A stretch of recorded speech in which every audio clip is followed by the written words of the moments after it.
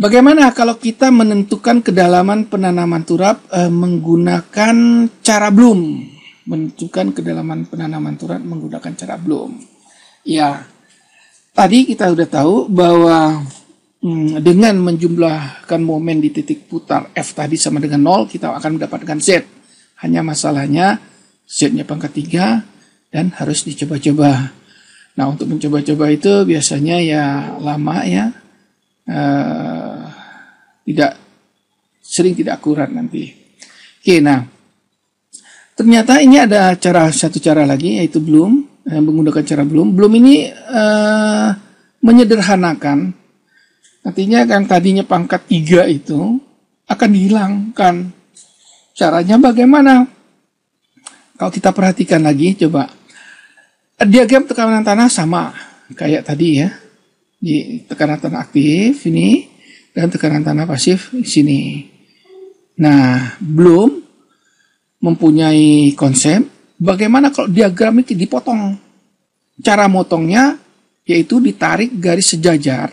Ini yang putus-putus ini, ya, sejajar tekanan tanah aktif yang di belakang nih.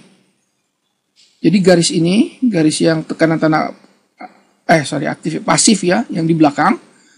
Ini tarik sejajar. Nah, dengan ditariknya garis sejajar ini, maka diagramnya terpotong.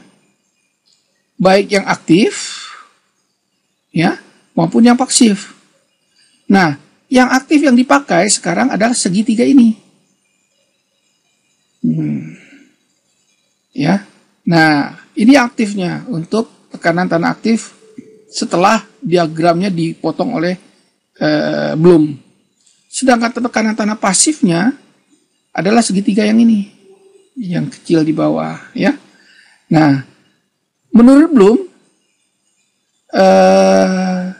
bagian yang terpotong, yang ini, nggak perlu dilihat lagi, ya, yang bawah ini nggak perlu dilihat lagi, yang aktif. Sedangkan bagian yang pasifnya, yang di atas ini, yang di sebelah kiri, nggak perlu dilihat lagi, ya. Nah, maka dari itu garis sejajar ini dipotong atau ditarik sejajar dengan tekanan tanah pasif di belakang ini akan memotong turap. Ya. Di mana motongnya? Nah, ini yang dimisalkan dengan U. Jadi U ini adalah perpotongan garis sejajar tadi yang garis potong Bloom dengan dari muka tanah di depan turap. Ini U. Nah, U inilah yang akan dicari lebih dahulu.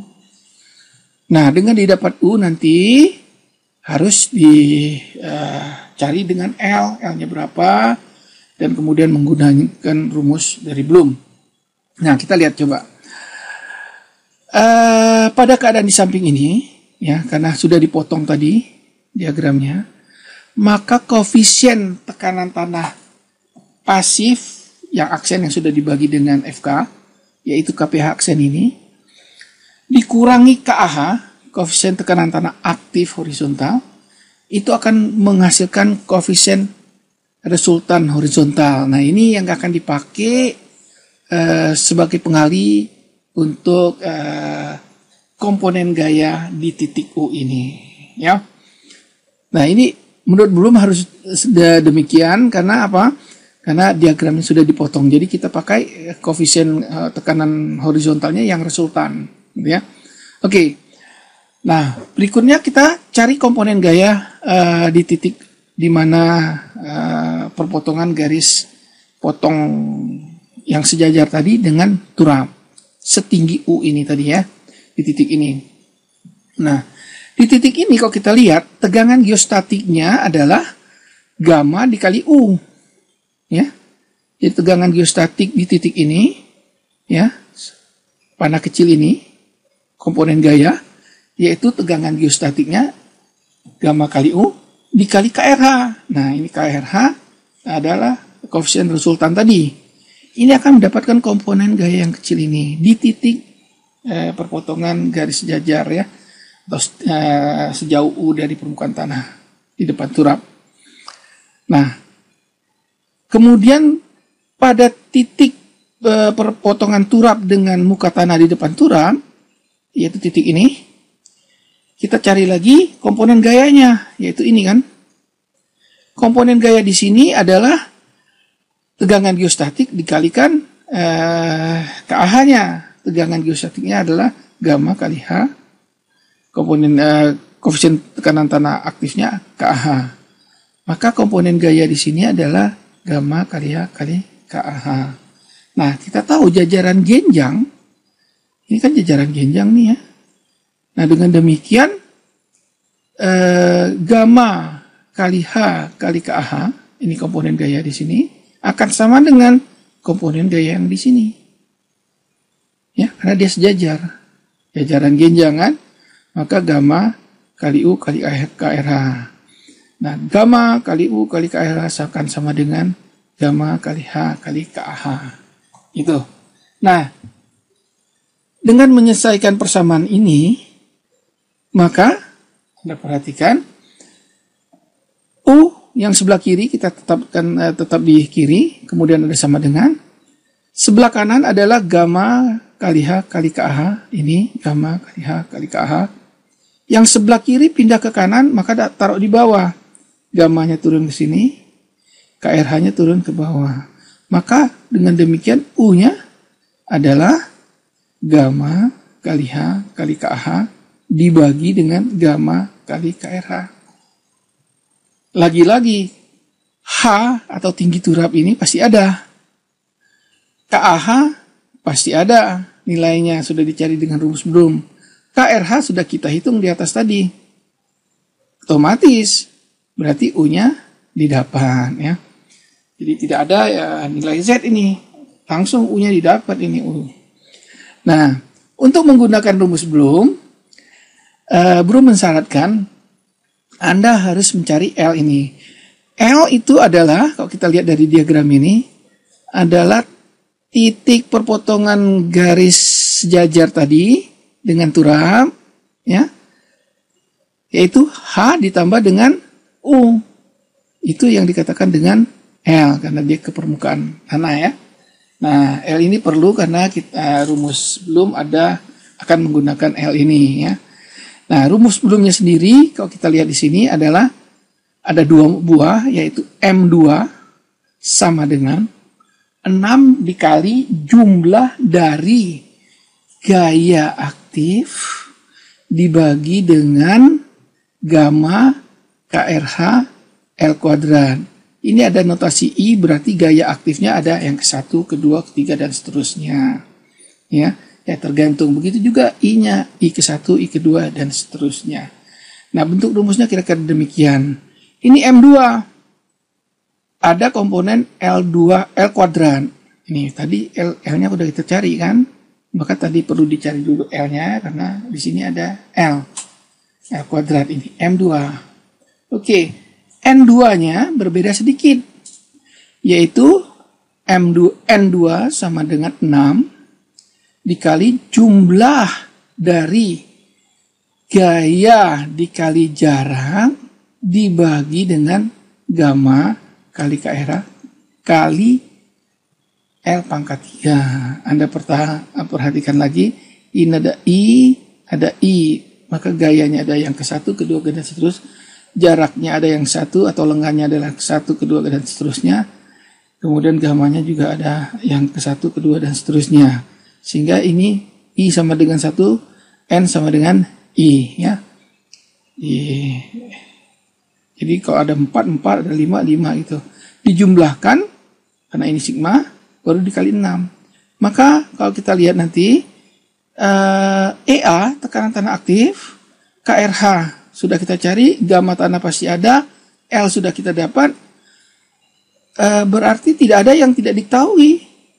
M2 ini pasti ada angkanya, gitu kan. Begitu juga dengan yang N2. EA-nya sudah kita cari, jaraknya juga kita cari, ya. Gamma juga ada, KRH, L pangkat 3 juga sudah kita cari, maka N2 ini juga pasti ada angkanya. Anda perhatikan di sini, kalau dari contoh ini, EA yang ke-1, jaraknya YA yang ke-1 gitu. EA yang kedua, adalah jaraknya yang kedua, gitu, ya. Yang diambil adalah data ya tekanan tanah aktif. Yang pasifnya nggak dilihat dulu, gitu ya. Yang pasif itu hanya untuk mendapatkan U tadi. Anda perhatikan, jadi cukup diagram ini, ya, segitiga ini, ya, dalam kondisi sekarang ini, di samping gambar ini, pada gambar ini ya hanya dua, EA1 dengan EA2, maka jaraknya YA1 dan YA2 semua ke atas, ke permukaan tanah atau ke titik A ini, ya. Nah, M2, N2 ini ada angkanya, ya. Nah, berdasarkan M2 dan N2 ini, kita lihat diagram belum? Coba kita lihat diagram belum. Tapi untuk itu sebelum ke diagram belum, ada pertanyaan sampai di sini.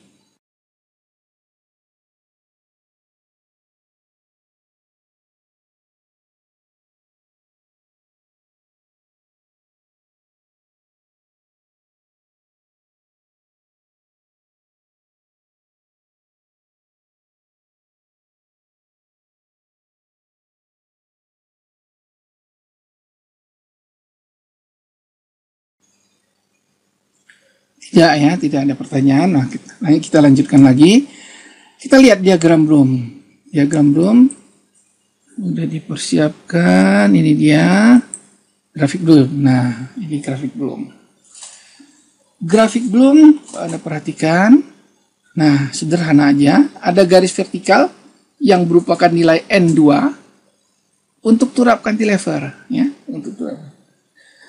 Vertikal aja dari 0 sampai 1. Nah, skalanya ini, ya, ini udah dibenarkan tulisan tangan ya, jadi tulisan aslinya nggak nyata, jadi dibenerin aja pakai tulisan tangan, kemudian diperbesar, nggak masalah, asal jaraknya nggak diubah-ubah gitu ya. Ini N2 dari 0 sampai 1. Begitu juga sebelahnya ada M2 dari 0 ya sampai 1,7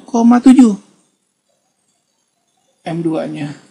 Nah, ini 1,8-nya di sini di atas, boleh ya, dengan skala yang sudah ditentukan. Nah, kemudian ada nilai belumnya, nilai psi, koefisien belumnya, yaitu ini agak ngelengkung nih, ya, kita lihat. Nah, nilai psi ini dari 0,5 sampai berapa nih? 1,5 ya, 1,5. Oke. Jadi nilainya dari 0,5 psi sampai 1,5. Bagaimana kita lihat diagram ini? Nah, contohnya begini. Misalnya tadi dari M2, dari rumus tadi, kita mendapatkan angka 0,4. Di sini kan berarti titiknya kan? Nah, kemudian dari N2 rumus yang tadi, kita mendapatkan nilai 0,3. Ini di sini. Nah, kita tarik dua titik ini. Ya, ada dua titik, bisa jadi satu garis kan? Ditarik, tarik ini. Kemudian diteruskan. Diteruskan sampai dia memotong garis atau grafik nilai psi di sini. Nah, tadi kan sampai di sini kan? Kira-kira ya, ini baru kira-kira aja. Anda perhatikan, titik ini 0,5. Berarti ini garis ini adalah 0,55 kan? Titik ini 0,6.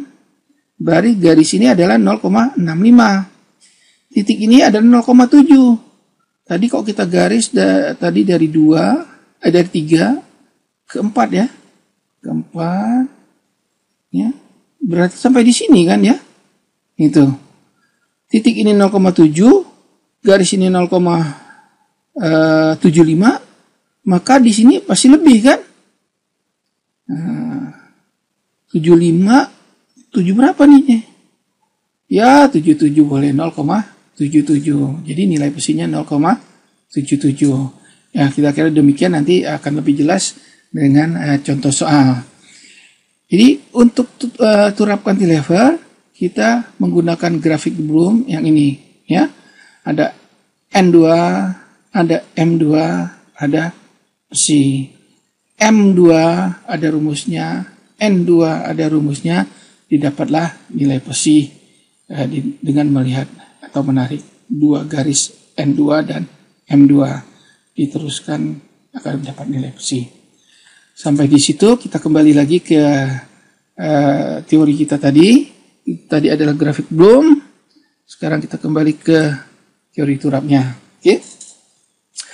Didapat nilai psi dari grafik Bloom yang tadi. Maka menurut Bloom, X itu adalah psi dikali dengan L, ya. L-nya diketahui, psinya kita dapat dari grafik, maka nilai X akan didapat. Nilai X-nya ini kan. Nilai X-nya ini. Maka dari gambar ini Anda perhatikan Z ini, ya, Z ini jelas U ditambah dengan X, ya, Z sama dengan U ditambah dengan X, ya kan ini. Nah, dapat nilai Z.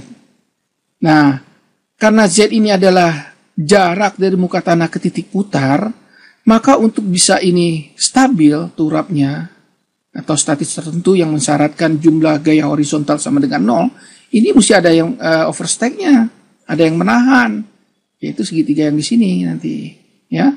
Nah, itu dengan melebihkan nilai Z, ya, yaitu sebanyak 0,2 atau 20%. Maka T itu atau kedalaman penanaman turap, biar ini kokoh, tidak berputar. Kalau apabila kita berhenti di sini menanam turap, maka kita lebihkan dengan 20%, sehingga T itu adalah 1,2 dari Z ini, ya. Didapat nilai T-nya, ya. Dengan demikian menentukan kedalaman penanaman turap menggunakan Bloom selesai, ya. Jadi dapatnya kira-kira demikian. Nanti akan lebih jelas apabila sudah mengerjakan contoh soal. Nah, kita tahu contoh soal itu ya sebagai praktikum kita untuk menjelaskan konsep-konsep ini. Oke, sampai di sini. Ada pertanyaan?